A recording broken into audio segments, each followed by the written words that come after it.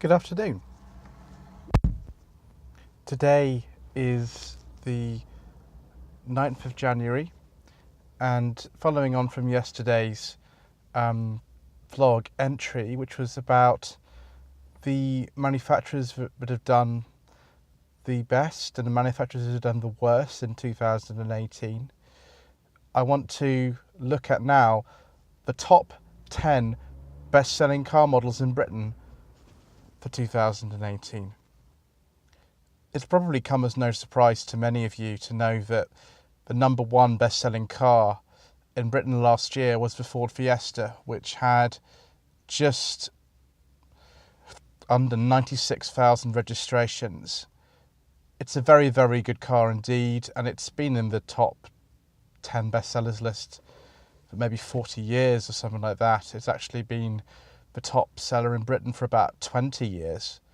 And although those figures may be slightly affected by the overall decline in the British car market in 2018 of about 7%, it's still a really good car. My wife and I have both driven the last generation Fiesta and we quite liked it. I haven't driven one of these new generation ones which came out last year, actually no, 18 months ago now approximately it will be, but I look forward to doing so soon. The next best-selling car in Britain at number 2 is the Volkswagen Golf. That's got just under 65,000 registrations for 2018. It's a very good car. There's lots of good features you can get in it. There's a huge range. It's quite surprising that, with more domestic brands we have in this country, like Ford and Vauxhall, even if they're foreign owned, they do have factories over here. Haven't done better than that, but that's number 2 spot. Number 3 spot, quite a way down actually, is the Vauxhall Corsa. That's at just under 53,000 registrations. Yes, again, it's not the newest model around. The design of this one dates all the way back to 2006 with very heavy revisions in 2014. But it's still a very, very good selling car, and I think it's probably due to the fact that discounts on it are very good and a lot of people use those at driving schools. So just behind the Corsa number 4 spot is the Nissan Qashqai, again a car that's actually built in Britain. It's built in Sunderland by Nissan Motor Manufacturing UK. That had just under 51,000 registrations last year. Considering Nissan's decline in sales by about 30% overall last year, it's good to see that still remains a strong seller, although I don't personally think it's the best car in its class. It just shows the popularity of both the Qashqai in the last about 12 years. It's been on sale now, and this is the second generation car, and also these SUVs, crossovers, whatever you want to call them in general, on a British car market. Next car on the list is a surprising entry considering how Ford used to dominate this chart. It's a Ford Focus at just over 50,000 registrations. Seeing the Qashqai pass the Focus in this list is amazing, and the Focus is pushed down to 5th place. That's not to do with talent. There's a new model that came out last year, and by all accounts, it's an exceptionally good car. I look forward to trying one at some stage. But yes, it's just over 50,000 sales. Very close behind that is the Volkswagen Polo, just over 45,000 registrations, put it in 6th place. It's funny how that is selling these days better than the Vauxhall Astra, which used to be top 3 a lot of the time. But just sort of goes to show, again, we really like German cars over here, and how popular the Polo is and how good it is, I suppose. Next at number 7 on the list is the Mini, and the Mini again is not a British-owned car anymore. It's owned by BMW, has been for years, but it is built in Cowley on the outskirts of Oxford, and that last year had just under 45,000 registrations.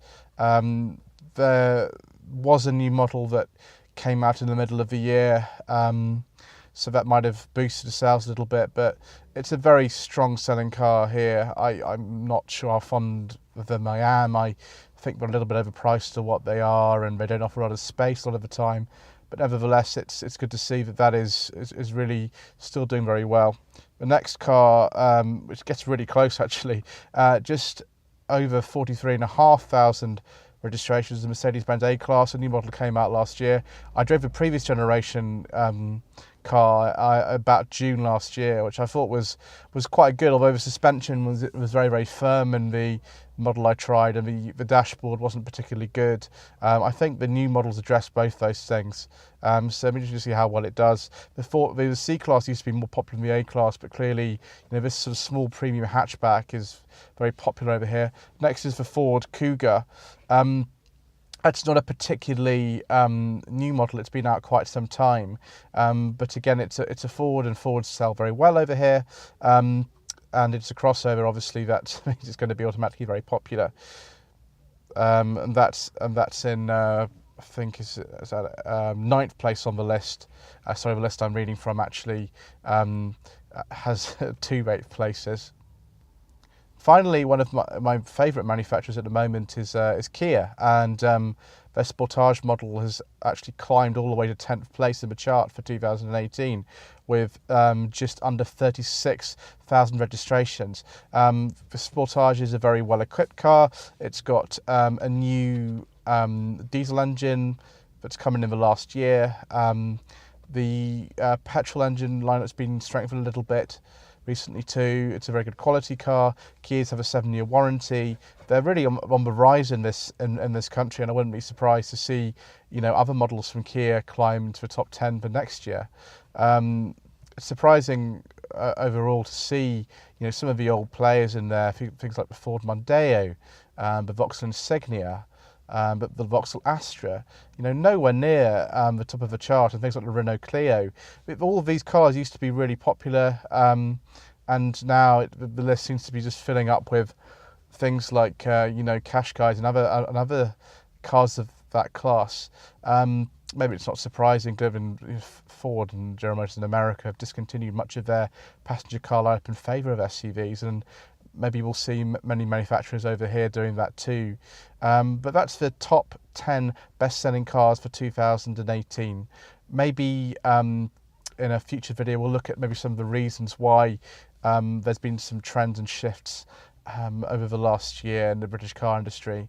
But for now, it just remains for me to say thank you ever so much indeed for watching, and if you wish for me to source a vehicle for you, please do get in touch on my website or on my Facebook page, and thank you ever so much indeed for watching.